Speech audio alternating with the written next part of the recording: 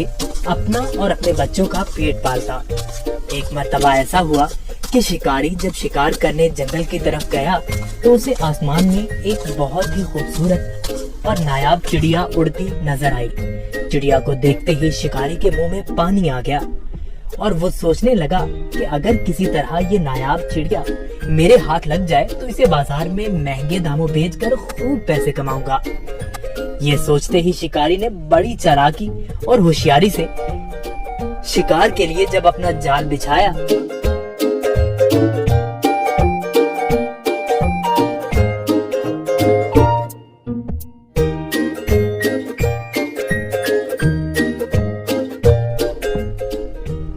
तो उसमें वो खूबसूरत चिड़िया फंस गई। चिड़िया को जाल में देखकर शिकारी अपनी इस कामयाबी पर बहुत खुश हुआ और दिल ही दिल में इस चिड़िया को फरोख्त करने के मंसूबे बनाने लगा। चिड़िया जाल से बाहर निकलने के लिए खूब फड़फड़ाने लगी, लेकिन जब चिड़िया की सारी कोशिशें नाकाम हो गईं और उसे जाल से आजाद होने की कोई सूरत नजर न आई, तो उसने मायूस होने की बजाय बड़े इत्मीनान से शिकारी की तरफ देखा और कहने लगी, जरा मेरी बात तो सुनो। मुझ जैसी छोटी और नन्ही सी चिड़िया को पकड़कर आपको कोई फायदा नहीं होने वाला, क्योंकि अगर तुम मुझे ज़िबा भी करते हो तो मेरे थोड़े से गोश्त और गिनती की चंद नरम और नाजुक हड्डियों से तुम्हारा क्या बनेगा। और अगर तुम मुझे बाजार में फरोख्त भी करते हो तो तुम्हें कितने रुपए मिलेंगे। लेकिन तुम मेरी बात मानो और तुम मुझे इस कैद से आजाद कर दो तो मैं तुम्हें इसके बदले 3 ऐसी कीमती और अनमोल नसीहतें करूंगी जो हमेशा तुम्हारी काम आएंगी। इनमें से पहली नसीहत मैं तुम्हारे हाथ पे बैठ के करूंगी और नसीहत ऐसी होगी जिसे सुनकर तुम्हारा खून और बढ़ जाएगा। और दूसरी नसीहत दीवार पर बैठकर करूंगी जो बहुत ही आला और कारामद होगी। इसके बाद तीसरी और आखिरी नसीहत दरख्त की शाख पर बैठकर करूंगी।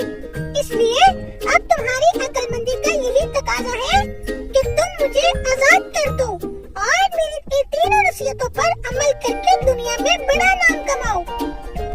शिकारी ने चिड़िया की ये पेशकश सुनकर थोड़ी देर सोचने और गौर करने के बाद उसकी बात मानते हुए जाल की रस्सी खुद खोल दी।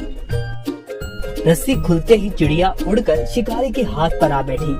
पहली नसीहत करते हुए कहने लगी, किसी भी नामुमकिन बात पर कभी यकीन न करना, चाहे कोई भी कहे। ये बोलकर चिड़िया अपने वादे के मुताबिक फिर उड़ी और दीवार पर जा बैठी। वहीं से दूसरी नसीहत करने लगी, गुजरे हुए किसी भी बात का गम कभी ना करना। मेरे इस छोटे से वजूद में 10 दिरहम का एक ऐसा कीमती मोती है जिसकी मिसाल पूरी दुनिया में कहीं नहीं।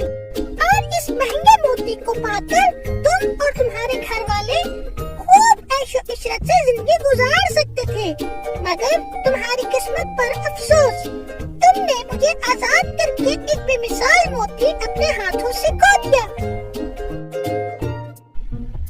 इतना सुनना ही था कि शिकारी जोर जोर से इस तरह रोने और चिल्लाने लगा जैसे उसका कोई अपना करीबी रिश्तेदार मर गया हो। रोते रोते बार बार ठंडी आहें भरता और कहता, हाय हाय मैं तो लुट गया, बर्बाद हो गया। अरे मुझ बेवकूफ ने क्या कर दिया, हाथ आए खजाने को खो दिया। ऐसी नादिर चिड़िया क्यों आजाद कर दी। शिकारी जब खूब रोद हो चुका तब चिड़िया ने उसे मुखातिब करते हुए कहा,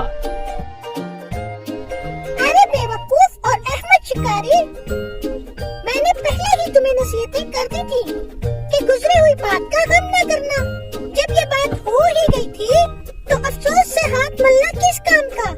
और हाँ, ए नादान शिकारी, तुमने मेरी पहली नसीहत भी तो गौर से नहीं सुनी।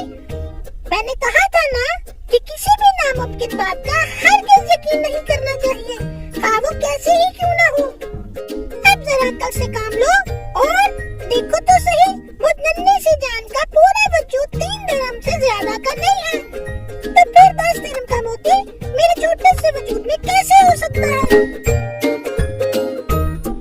बेशक कहती तुम ठीक ही हो ए नन्ही मुन्नी चिड़िया, वो तीसरी नसीहत तो बताती जाओ। अरे भाई, तुमने मेरी पहली नसीहतों पर कौन सा अमल कर लिया जो मुझसे तीसरी नसीहत भी सुनना चाहते हो? वो कीमती नसीहत तुम जैसे नादान इंसान के लिए नहीं है। ये कहते ही फुर से चिड़िया उड़ी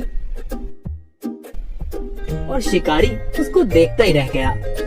देखा बच्चों आपने, वो नन्ही सी चिड़िया कैसे अपनी अक्लमंदी से इस शिकारी से अपनी जान बचाने में कामयाब हो गई।